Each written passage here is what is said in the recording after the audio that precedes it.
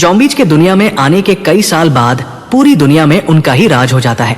उसी समय कुछ बचे हुए लोग एक पंथ बनाते हैं जो बोलने को पाप मानते हैं और फिर कभी ना बोलने के लिए अपनी जीभ काट लेते हैं।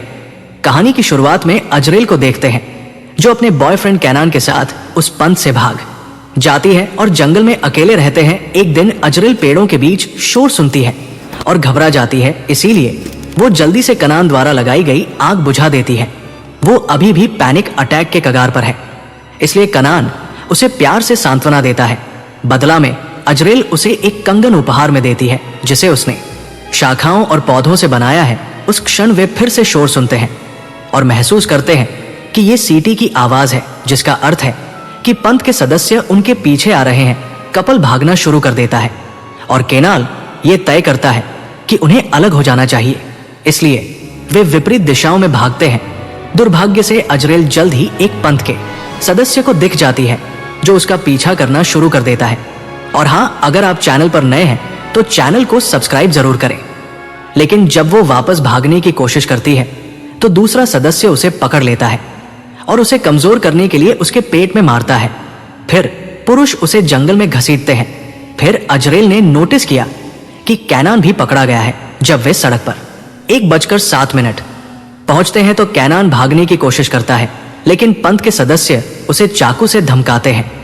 फिर उसे और अजराइल को अलग अलग कारों की डिग्गी में डालक ले जाया जाता है। अंततः कार्य अलग अलग हो जाती है और अजरेल ये देखकर भयभीत हो जाती है। वो डिग्गी को खोलने की कोशिश करने के लिए उस पर जोर से मारती है, लेकिन ये काम नहीं करता है। कुछ क्षण बाद का रुक जाती है और पंथ के सदस्य अजरेल को जंगल में एक विशिष्ट जगह ले जाते हैं जहां पंथ के और भी सदस्य इंतजार कर रहे हैं। फिर अजरेल को कुर्सी से बांध दिया जाता है। फिर जोसेफिन उसे बलिदान के रूप में इस्तेमाल करने के इरादे से उसके पैर पर कट लगा देती है, जिससे खून बहने लगता है और हवा तुरंत ही काफी खतरनाक तरीके से तेज चलने लगती है, जिससे पेड़ों पर लटकी बोतलें हिलने लगती हैं। जोसेफिन और पंथवाड़ा लेना शुरू कर देते हैं। जल्द ही पेड़ों के बीच से एक जला हुआ प्राणी प्रकट होता है और कुर्सी की ओर बढ़ने से पहले दहाड़ता है। अजरेल घबरा जाती है और तब तक खींचती रहती है जब तक कि वो एक आम अरेस्ट को तोड़ने में कामयाब नहीं हो जाती। एक पंथवाड़ा नहीं कर देती। अजरेल सदमे में देखती है। वो आदमी उससे दूर जाने की कोशिश करता है, लेकिन तभी जॉम्बी उसे पर हमला कर देता है और उसे बुरी तरह से खाना शुरू कर देता है, जबकि अपने खाली हाथ से अन्य पट्टिया को खोलती है। जब तक जोसेफिन और अन्य पंथवाड़ा ठान के हिस्से के रूप में दूसरी तरफ देख रहे थे और वे तब तक ध्यान नहीं देते जब तक कि अजरेल वहां से बहुत दूर नहीं भाग जाती। उसी समय जोम भी मृत व्यक्ति के शरीर को बाहर ले जाता है। कुछ समय बाद अजरेल नदी के किनारे अपना घाव धोने के लिए रुकती है। वो कुछ जड़ी बूटियां भी इकट्ठा करती है जिसे वो घाव के चारों ओर लपेट है। जब वो ये काम कर रही होती है तभी एक जबी धीरे धीरे पीछे से उसके पास आता है। सौभाग्य से वो उसे बहुत करीब आने से पहले सुन लेती है और एक परित्यक्त इमारत के अंदर छिपने के लिए दौड़ती है। अजरेल सबसे अंधेरी जगह चुनती है जहां जम्भी उसे देख नहीं सके। जम्भी अंदर झांकता है लेकिन उसे नहीं देख पाता और वहां से चला जाता है। इसके बाद अजरेल सड़क ढूंढ लेती है और टायर के निशानों का पीछा करना शुरू कर देती है। जब तक कि उसे पंथ का शिविर नहीं मिल जाता, वो सावधानी से छिपकर बाड़ में एक छिपी हुई जगह ढूंढ लेती है जिसे खोलकर वो अंदर जा सकती है। अजरेल चुपचाप आगे बढ़ना जारी रखती है और गार्ड की नजरों से बचने के लिए उसी पर नजर रखती है। एक कार के पीछे छिपने के बाद उसे कनान का कंगन कुछ जंजीरों के पास पड़ा हुआ मिलता है और वो सबसे बुरा मान लेती है। उस समय जोसेफिन और उसके आदमी वापस आ जाते हैं, इसलिए अजरेल फिर से उस पर नजर रखने के लिए छिपकर घूमती है। वो एक तंबू के पीछे छिप जाती है और जोसेफिन को एक बीमार बूढ़ी महिला की जांच करते हुए देखती है। फिर जोसेफिन चैपल में प्रवेश करती है जहां पंथवाड़ा मिरियस से गुजरने से नहीं रोकता है, जिसमें वो एक छेद से आने वाली हवा को सुनती है, क्योंकि माना जाता है कि ये भगवान की इच्छा बताती है। कई मिनट तक हवा की आवाज सुनने के बाद मिरियस या बुझा देती है और सभी लोग चले जाते हैं। जोसेफिन जंगल के अनुष्ठान में असफल होने के कारण मिरियस से थप्पड़ मारती है, लेकिन अचानक उन्हें बाहर से शोर सुनाई देता है। जब मिरियस खिड़की से बाहर देखती है तो उसे कुछ नहीं दिखाई देता, क्योंकि अजरेल ठीक समय पर इमारत के नीचे छिपने में कामयाब हो जाती है। जोसेफिन जांच करने के लिए बाहर आती है। इसलिए अजरेल दिखाई देने से बचने के लिए इधर उधर घूमते रहना पड़ता है। एक पल के लिए उसे लगता है कि वो सफल हो गई है, लेकिन अचानक जोसेफिन उसके बगल में आती है और उसे भागने से रोकने के लिए उसके पैर पकड़ लेती है।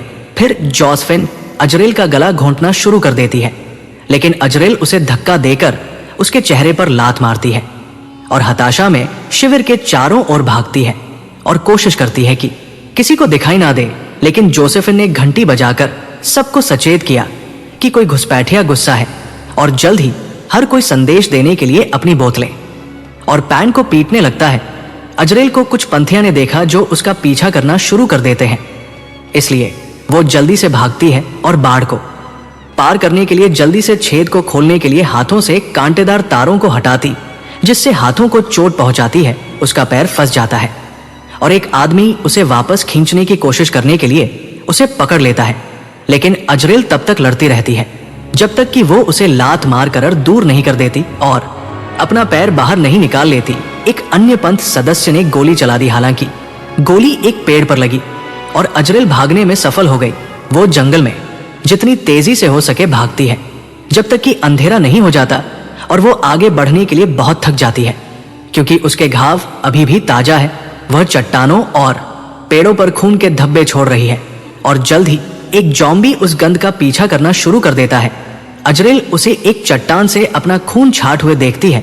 सौभाग्य से पहला जॉम्बी लड़खड़ा कर गिर जाता है, जिससे अजरेल को सड़क तक बिना किसी नुकसान के पहुंचने का मौका मिल जाता है। अचानक उसके सामने एक रोशनी दिखाई देती है और वो गिर जाती है, क्योंकि कोई बड़ी चीज उसकी ओर आ रही है। ये एक ट्रक है जो उससे टकराने से ठीक पहले रुक जाता है। ड्राइवर बाहर आता है और उसे देखने के शुरुआती सदमे के बाद वो उसे उठाने में मदद करते हुए पूछता है कि क्या वह जीवित है। अजरेल भ्रमित है और उसके किसी भी सवाल का जवाब नहीं दे सकती। इसके बजाय वो ट्रक में बैठ जाती है और उसे जाने के लिए कहने के लिए बेतहाशा उस पर धक्का मारती है। वो आदमी वापस अंदर आ जाता है और रात भर गाड़ी चलाता है।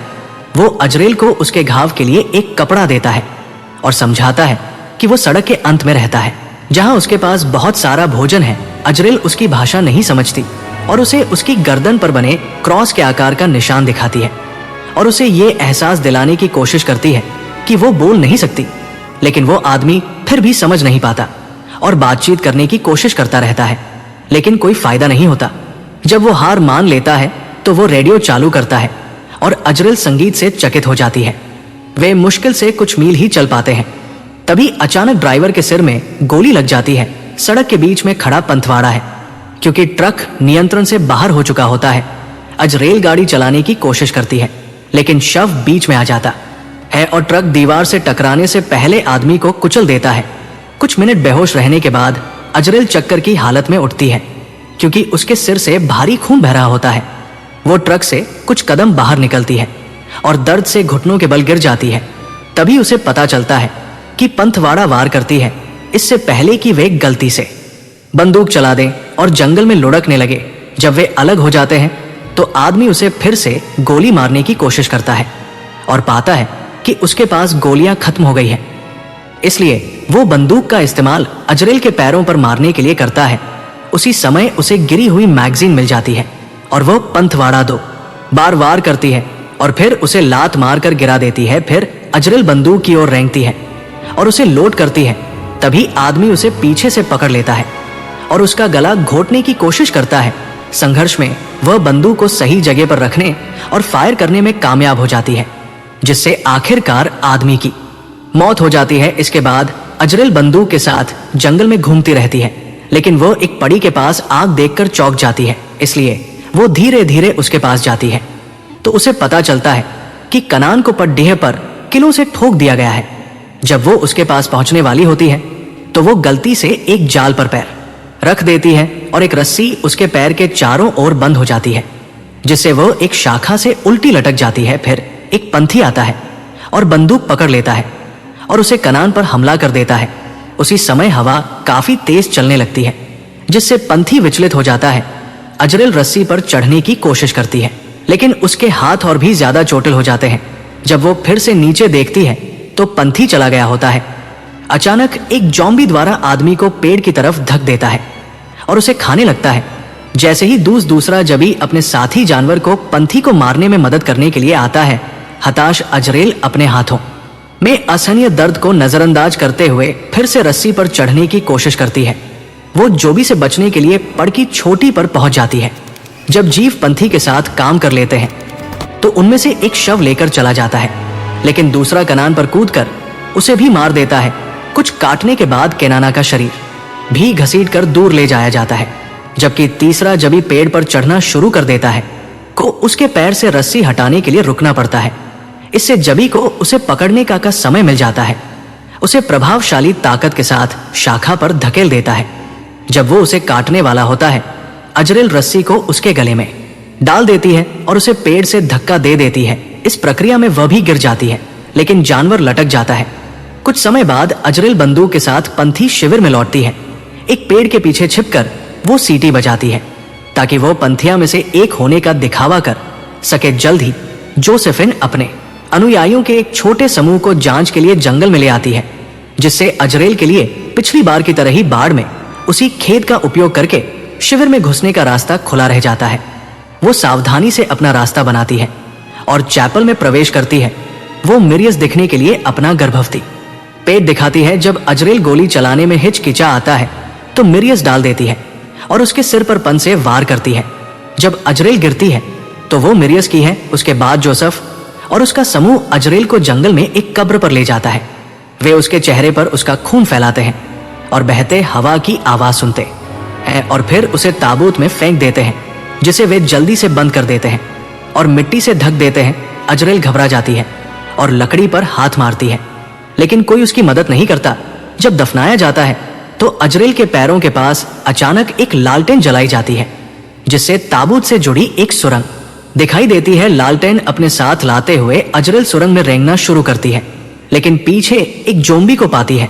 वो तुरंत घूमती है और ताबूत की ओर लौटने के लिए जितनी तेजी से हो सके चलती है, जबकि प्राणी उसका पीछा करता है और जल्द ही उसके ऊपर रेंगने लगता है।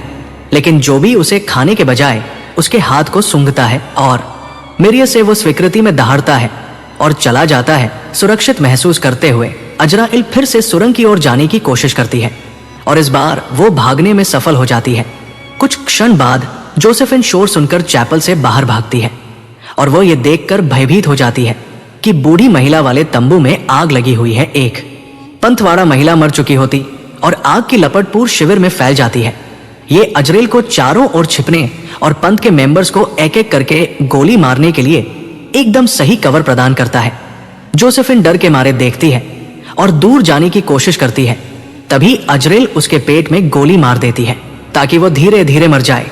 जब सभी घबरा जाते हैं और भागने की कोशिश करते हैं, तभी आग एक गैस कनस्तर तक पहुंचती है और एक छोटा विस्फोट होता है। एक आदमी ये जानकर हताश हो जाता है कि उसकी वाइफ को गोली मार दी गई है और वो वापस लड़ने के लिए बंदूक उठाता है।